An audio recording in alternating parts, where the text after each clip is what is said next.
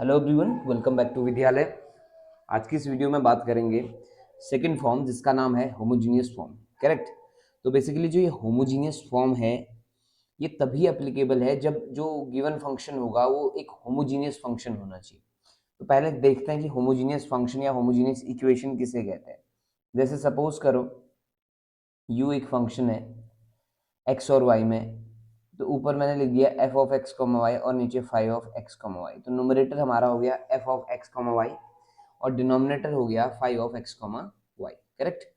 तो ये जो F of X comma Y है इसकी हर एक टर्म की डिग्री है ना, each term has same degree, ये कंडीशन है। और same as for denominator, denominator में भी यही होना चाहिए। For example u is equal to लिखा मैंने X square plus Y square upon X Y. तो अब देखिए न्यूमरेटर में कितनी डिग्री है, सॉरी कितने टर्म्स हैं, दो टर्म्स हैं। तो पहली टर्म क्या है, एक्स स्क्वायर है तो इसकी जो डिग्री है वो कितनी होगी, टू।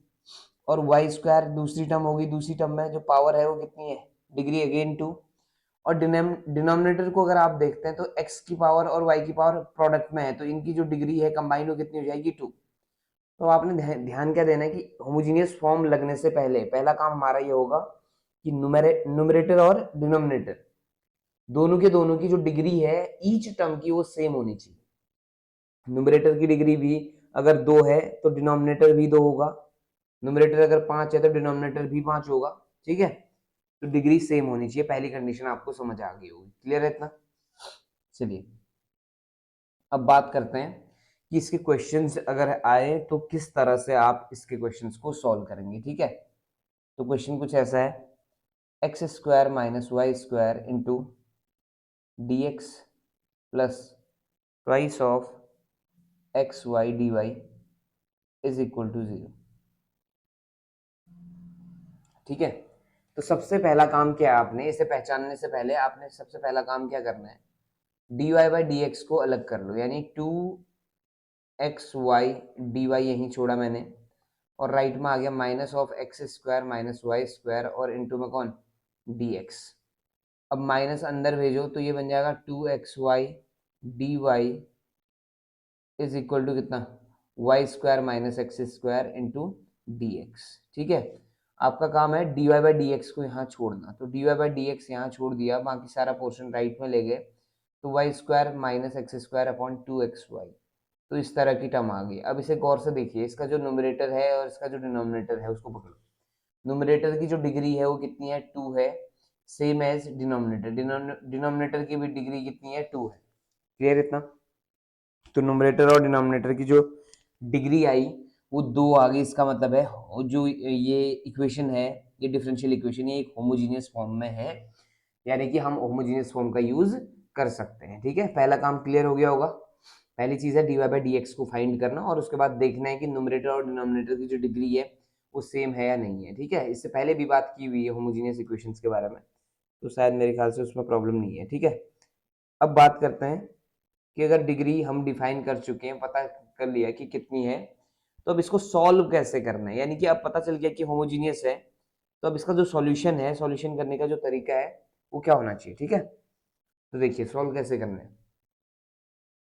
सबसे पहला काम आप कहेंगे कि let y is equal to V X. ध्यान से देखिएगा, देखो अगर D Y by D X separate हुआ है तो इसमें जो डिपेंडेंट वेरिएबल है ना, ये जो डिपेंडेंट वेरिएबल है इसको आप चेंज कर देंगे in terms of any third variable v और x का प्रोडक्ट ले लेंगे हम इसको। ठीक है। और दूसरा जो x होगा वो टर्म ऐसे ही रहेगा, तो जहां जहां y होगा वहां क्या आ जाएगा, v इंटू एक्स आ जाएगा। ठीक। अब इस पूरी इक्वेशन को डिफरेंशिएट कर रहा हूं विद रिस्पेक्ट टू x, तो यहाँ लग जाएगा प्रोडक्ट रूल लगेगा राइट में, तो v ऐसे ही छूटा, x का डेरिवेटिव वन हो गया प्लस x ऐसे ही छूटा, v का डेरिवेटिव हो जाएगा dv बाई dx। तो यानी कि dy बाई dx जो दिख रहा है आपको उसकी जगह आप रखोगे v into X D V by D x. ठीक है। तो ये सब्सटीट्यूशन हो गया। y की जगह क्या रखेंगे, vx रखेंगे, और dy बाई डी एक्स की जगह आप क्या रखेंगे, v plus X D V by D X रखेंगे। ठीक है। इतना सा हमारा काम है। क्लियर हो गया इतना। ठीक।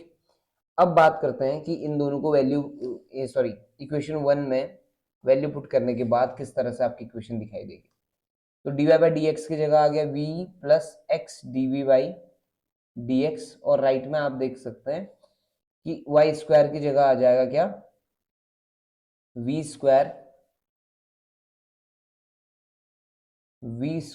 X square minus x square और अपॉन 2xy था ना, तो 2x ऐसे रहा, y की जगह आ गया vx। ठीक है, अब ऊपर से न्यूमरेटर से एक्स स्क्वायर कॉमन आ गया, अंदर बचा वी स्क्वायर माइनस वन, और डिनोमिनेटर में कितना बचा, 2x² वी।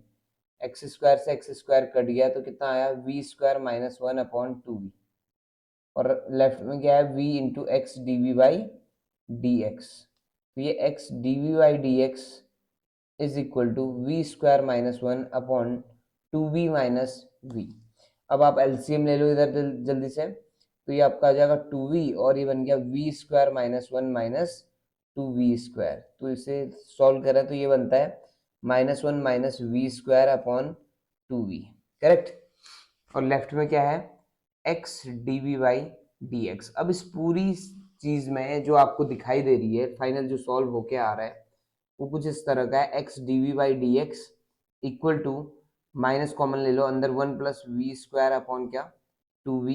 ठीक है, तो इसमें कहीं पे भी y नहीं दिखाई दे रहा है, तो y को एलिमिनेट होना ही पड़ेगा अगर ये होमोजीनियस है तो। ठीक है, इसमें कोई प्रॉब्लम नहीं। अब क्या करना है, यहाँ से अब वेरिएबल सेपरेबल लगा दो। वेरिएबल कौन कौन हो गए, एक v हो गया और एक x हो गया, तो x वालों को अलग करिए और v वालों को अलग कर दीजिए। ठीक है, तो वेरिएबल सेपरेबल लगाएंगे तो क्या बनने वाला है, देखिए ये बनेगा 2v upon one plus we square into D we is equal to minus D x upon X. अब जैसे ही वेरिएबल सेपरेबल लग गया, वेरिएबल सेपरेट हो गए, आपने इंटीग्रेट करना शुरू कर देना है।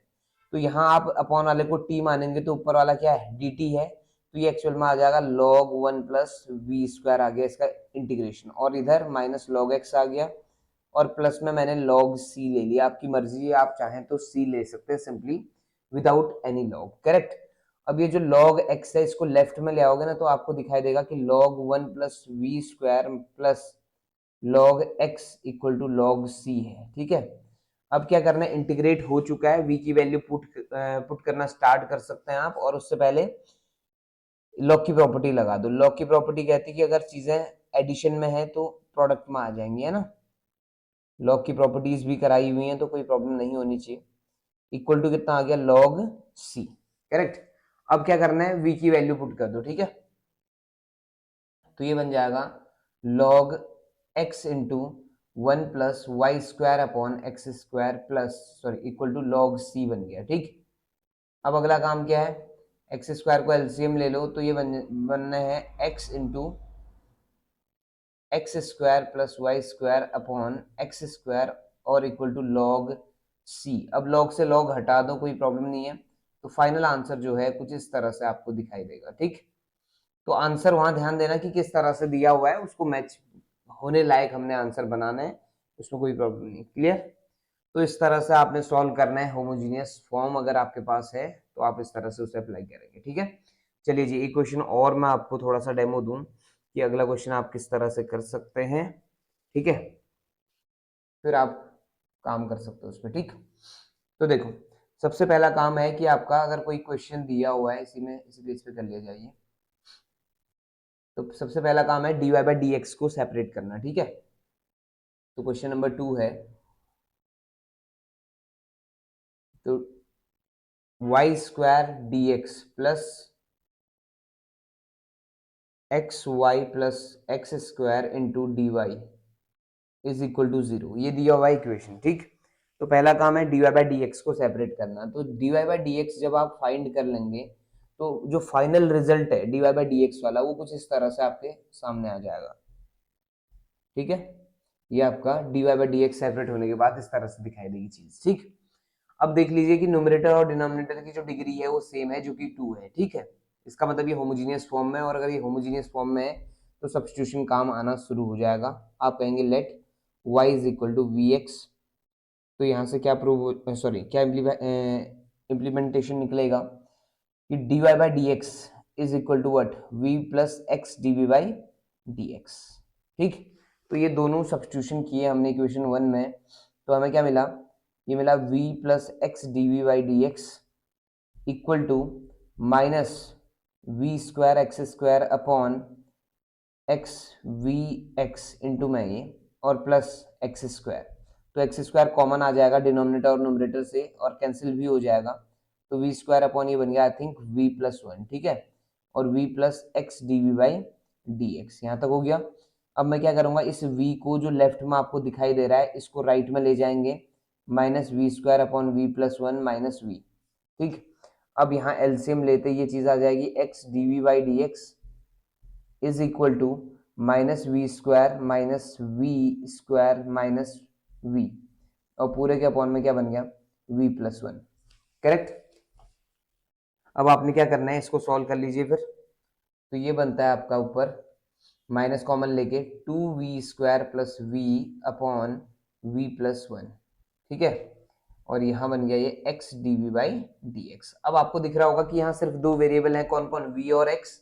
तो जल्दी से वेरिएबल सेपरेबल अप्लाई करते हैं। तो वेरिएबल सेपरेबल अप्लाई करते ही चीजें आपको किस तरह से दिखाई देती हैं वो देखिएगा। v plus one upon two we square plus we D we is equal to minus D x upon क्या x। तो ये आपको इस तरह से पोर्शन दिखाई दिया। करेक्ट।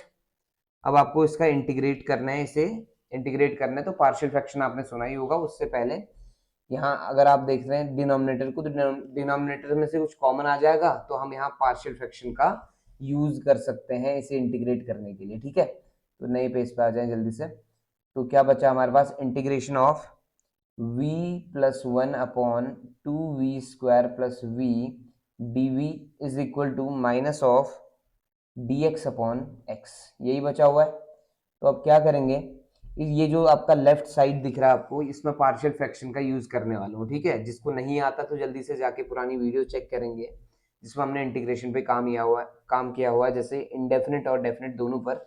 ठीक, तो जब आप इसमें से इसे थोड़ा इस अंदाज में देखते हैं, देखो v plus one upon V into two V plus one D we is equal to integrate D x upon X, इस तरह का। ठीक है, तो ये पार्शियल फ्रैक्शन करने के बाद यहाँ पे क्या यूज करना जी, पार्शियल फ्रैक्शन। ठीक है, अब इस पे ये चीज आपको सभी को आती है आई थिंक। अगर आप सभी ने वीडियोस देखी हुई है पुरानी तो प्रॉब्लम नहीं होने वाली। यहाँ पे आप आसानी से पार्शियल फ्रैक्शन यूज कर सकते हैं। ठीक है, तो जैसे ही आप पार्शियल फ्रैक्शन यूज करेंगे तो ये जो टर्म है ये कुछ इस तरह से कन्वर्ट हो जाएगा one upon V minus one upon two V plus one में। ठीक, और बाहर से कौन आ जाएगा, D we is equal to minus D x upon X. अब इंटीग्रेट कर लेना है, इंटीग्रेट करेंगे तो ये बन जाएगा log of V minus half log two V plus one is equal to minus log X और प्लस लॉग सी। ठीक है, इस तरह से आंसर तो आ चुका है। अब बस आपने इसे थोड़ा सा सिंप्लीफाई करना है और इसमें v की वैल्यू पुट करनी है, जो कि आपका फर्स्ट वाला जो इम्प्लीमेंटेशन था जहां से हमने y is equal to V X रखा हुआ था, वहां से आप निकाल सकते हैं। करेक्ट। तो बस इतना सा काम आपने करना है, होमोजीनियस मेथड यानी कि होमोजीनियस फॉर्म इस तरह से अप्लाई करनी है। समझ आ गया होगा। ठीक है, तो इसका जो फाइनल आंसर होगा वो आई थिंक कुछ इस तरह का आपका मैच हो जाएगा। तो जल्दी से इसका आंसर सॉल्व करके चेक करेंगे कि क्या आपका आंसर इस तरह का आ सकता है, क्या आप इस तरह का आंसर फॉर्म कर पा रहे हैं।